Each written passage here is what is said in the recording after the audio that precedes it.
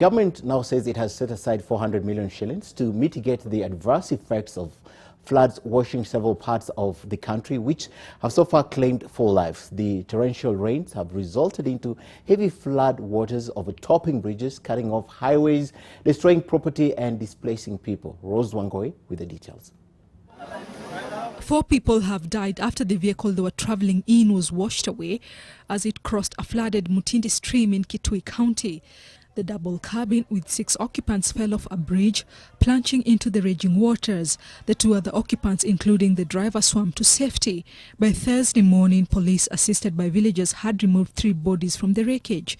The bodies have been moved to the mortuary. Several kilometers in Marsabit, heavy floods have cut off villages, leaving many stranded. More than 1,000 people from 200 households have been displaced after homes were damaged or destroyed in areas around Moyale. The most affected areas included Bori, Kinisa, Yabalo, Watiti and Godoma. Residents are staring at starvation. I want to appeal to the national government. We seek the support for possibilities of airlifting where possible foodstuffs to the areas that are most affected.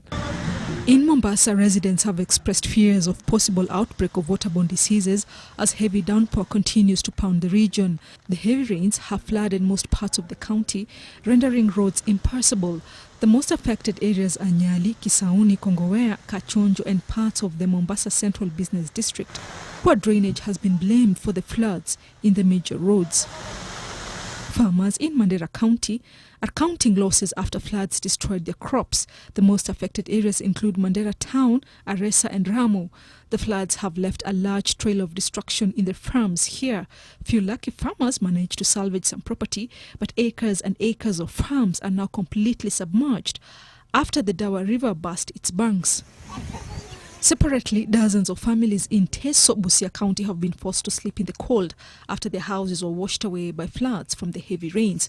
The families are in need of food, shelter and clean drinking water.